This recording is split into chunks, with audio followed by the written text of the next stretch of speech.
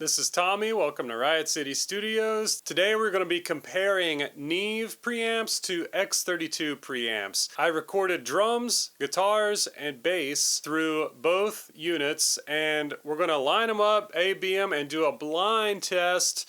Now, a couple quick things to note. The X32 is a digital mixer. As soon as you run audio into it, it gets converted. In order to not have it convert back to analog just to be converted back to digital, I went ahead and recorded directly from the X32 board itself. So it gets converted to digital only once. The same thing is happening with our Neve. It's just being converted through my primary converter. Now, on to the Neve that I'm using. It is a Neve. It does have what they're calling a 1073 preamp. It is a little different than the classic Neve 1073 preamps. This is a newer model. It's the 1073 OPX.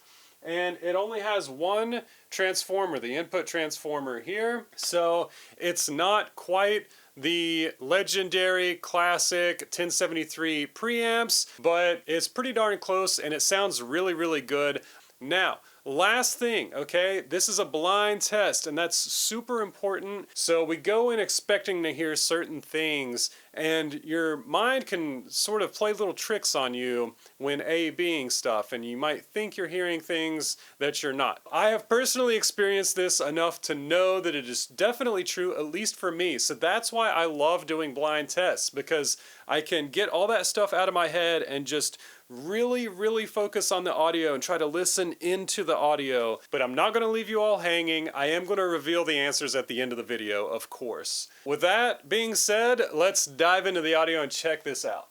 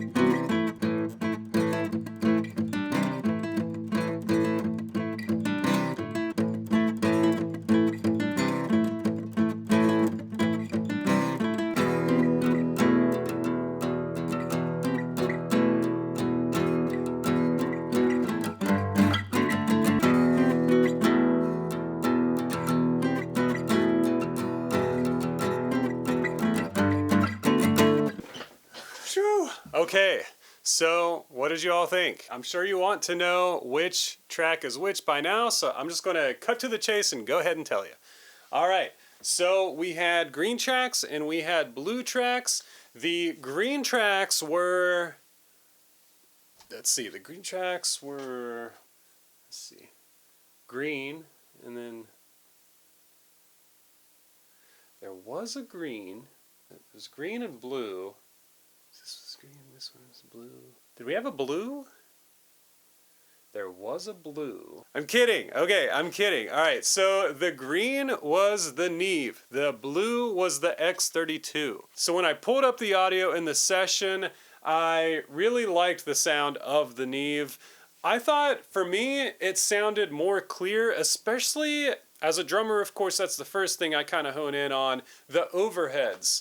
So the cymbals that have this nice high frequency to them, I thought was a lot more clear. I thought it was a lot more defined and detailed, and also just pretty sounding, as opposed to the X32 that was a little slightly more muddy sounding to me on the cymbals and on the drum overheads. One thing I noticed is the X32 had some pretty epic low end that I wasn't expecting in the kick drum. It wasn't as full of a sound across the low mids into the mids, but it had this like boomy super low end like you would hear in subs at a live concert. I think the Neve had a more natural frequency response in the low end. I did notice it in the guitars as well.